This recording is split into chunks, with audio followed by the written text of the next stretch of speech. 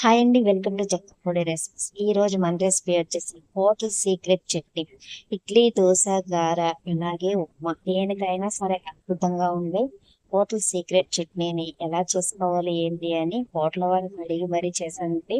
ఇప్పుడు ఇలా నాకు ఒక చిన్న డౌట్ అనమాట. హోటల్ చట్నీ వచ్చినట్టు ఇంట్లో మనకి అంత టేస్టీగా చట్నీ ఎందుకు రాదా అని చాలా డౌట్ ఉండేది మాకు. అయితే ఇందులో అని ఇల్లు అడిగేసాను అనమాట. ఎలా చేయాలి ఏంటని వాళ్ళు చెప్పారు. ఆ సీక్రెట్ అనేది మీకు కూడా ఈ వీడియోలో షేర్ చేశాను. మీరు కూడా లాస్ట్ వరకు చూసేసి ఈ చట్నీని ఇంట్లో ప్రిపేర్ చేసేయండి. ముందుగా ఒక బౌల్ పెట్టుకొని గ్యాస్ వెలిగించుకొని ఒక కప్పు వరకు పల్లీలు వేయించుకోండి. వీటిని లో ఫ్లేమ్ లో పెట్టేసి దోరగా వేయించండి. దోరగా వేయించడం వల్ల వేడి అనేది లోపల వరకు వెళ్ళి పల్లి అనేది మనకి చాలా మంచిగా వేగుతుందంగా. అలాగే ఆ పల్లీలను తీసి వేరొక బౌల్లోకి వేసుకొని అదే కళాయిలో 2 టీ స్పూన్ ఆయిల్ వేసుకొని ఒక 4-5 పచ్చిమిర్చి తీసుకొని ఇలా సగం వరకు తుంపుకోండి. కొబ్బరి వచ్చేసి ఒక కప్పు వరకు తీసుకొని చిన్న చిన్న కింద కట్ చేసుకొని ఈ పచ్చిమిర్చి అలాగే కొబ్బరిని కూడా ఇందులో వేసేయండి. ఈ రెండింటిని కూడా కొంచెం దోరగా వేయించుకుందాము. ఇవి కొంచెం దోరగా వేగిన తర్వాత చిన్న నిమ్మకాయ సైజు ఒక చింతపండుని కూడా ఇందులో యాడ్ చేసుకోండి. మరలా ఒకసారి కలుపుకొని ఇందులోనే కొత్తిమీర వచ్చేసి ఒక పావు కప్పు వరకు వేసుకోండి. ఈ కొత్తిమీర కొంచెం వేగితే సరిపోతుందండి, మరీ ఎక్కువగా వేగనవసరం లేదు. ఈ రెండింటిని కూడా ఇలా లైట్ గా ఫ్రై చేసుకున్నాక ఎల్లుల్లిపాయ రెప్పలు వచ్చేసి ఒక 3 చిన్న అల్లం ముక్కని ఇలా కట్ చేసి వేసుకోండి. ఇప్పుడు మనం ముందుగా వేయించుకున్న పల్లీలను కూడా పొట్టు తీసేసి ఇందులో వేసేసి ఇవి మొత్తం కూడా చల్లారిన తర్వాత ఒక మిక్సీ జార్ తీసుకొని ఈ మిక్సీ జార్ లో మనం చల్లార్చుకున్న పల్లీలు, కొత్తిమీర, అల్లం, వెల్లుల్లి ఇవన్నిటిని కూడా ఇందులో వేసేయండి. ఇలా వేసేసి ఇందులో ఇప్పుడు జీలకర్ర వచ్చేసి ఒక 2 టీ స్పూన్లు వేసుకోండి. అలాగే ఇందులో పసుపు వచ్చేసి ఒక 1/2 టీ స్పూన్ వరకు వేసుకోండి. రుచికి సరిపడా సాల్ట్ ఎంత పడుతుందో చూసి వేసుకోండి. అలాగే ఇందులో ఒక చిన్న గ్లాస్ వరకు వాటర్ అనేది కొంచెంగా యాడ్ చేసుకొని మూత పెట్టేసి ఇప్పుడు మనం మిక్సీ పట్టేసుకున్నాం.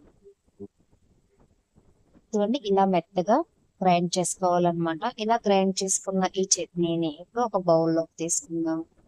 ఇలా చట్నీ మొత్తాన్ని కూడా ఒక బౌల్లోకి తీసుకొని అదే మిక్సీ జార్ లో లైట్ గా వాటర్ అనేది యాడ్ చేసుకొని ఇందులో ఈ వాటర్ ని యాడ్ చేసేయండి. ఇలా యాడ్ చేసి మొత్తం కూడా బాగా మిక్స్ చేసుకుందాం. మరీ థిక్గా కాకుండా కొంచెం పలుచగా ఈ చట్నీ అనేది ఇలా ప్రిపేర్ చేసుకోండి. మీకు ఎంత పలుచగా కావాలో చూసి వాటర్ అనేది యాడ్ చేసుకోండి. ఇలా యాడ్ చేసుకొని ఇప్పుడు మనం ఈ చట్నీని పోపు పెట్టుకుందాము. గ్యాస్ వెలిగించుకొని అదే కళాయి పెట్టుకొని ఇప్పుడు ఇందులో 2 టీ స్పూన్ వరకు ఆయిల్ అనేది వేసుకుందాము. ఈ ఆయిల్ కాగిన తర్వాత ఇందులో పోపు దినుసులు వచ్చేసి ఒక 2 టీ స్పూన్ వరకు వేసుకున్నాము. అలాగే ఒక 4 ఎండుమిర్చి తీసుకొని ఇలా సన్నగా కట్ చేసి వేసుకోండి. జీలకర్ర 2 టీ స్పూన్లు తీసుకొని ఇందులో వేసేసి ఈ పోపు మొత్తాన్ని కూడా లైట్ గా ఫ్రై చేసుకుందాం. పోపు మొత్తం ఇలా దూరగా ఫ్రై అయిన తర్వాత కరివేపాకు వచ్చేసి 2 రెమ్మల వరకు తీసుకొని ఇలా వేసేయండి.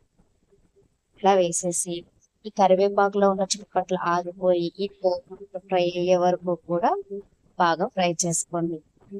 ఇందులో మీకు ఇష్టమైతే ఇంకా వచ్చేసి ఒక 1/2 టీ స్పూన్ వరకు వేసుకోండి. ఇష్టం లేకపోతే స్కిప్ చేసేయండి. ఇప్పుడు మనం ముందుగా పుట్టించుకున్న ఈ చట్నీ పైన ఈ పోపు మొత్తాన్ని వేసేసి బాగా కలిపేయండి. ఇలా కలిపేసి ఇడ్లీ, దోశ, గార అలాగే మాకైతే చెప్పనవసరం లేదండి, లొట్టలు వేసి తినేస్తారు. చాలా రుచిగా ఉంటుంది. ఏ టిఫిన్ రెసిపీ అయినా సరే, ఏ బ్రేక్ఫాస్ట్ అయినా సరే అద్భుతంగా ఉండే చట్నీ అనేది హోటల్ వాళ్ళు అడిగి మరి సీక్రెట్ ఇంగ్రీడియంట్స్ లో చేసిన చట్నీ అనేది రెడీ అయిపోయింది కదా. చాలా సింపుల్ అండి. నార్మల్గా మనం ఇంట్లో చేసే చట్నీకి ఈ చట్నీకి చాలా తేడా ఉంటుంది. ఇందులో వేసిన సీక్రెట్ ఇంగ్రీడియంట్స్ అన్నీ కూడా చూసారు కదా. మీరు కూడా ఇంట్లో ప్రిపేర్ చేసి ఎలా వచ్చింది ఏంటనేది కామెంట్ సెక్షన్లో కామెంట్ చేసేయండి. ఇడ్లీ, దోశ, గారె, ఉప్మాకైతే చెప్పనవసరం లేదండి, చాలా రుచిగా ఉంటుంది. మీరు కూడా ట్రై చేసి ఎలా వచ్చింది ఏంటనేది కామెంట్ సెక్షన్లో కామెంట్ చేయండి. మీకు కనుక నా వీడియో నచ్చినట్లయితే లైక్ చేసి మన ఛానల్ని ఫాలో చేసేయండి. Thank you.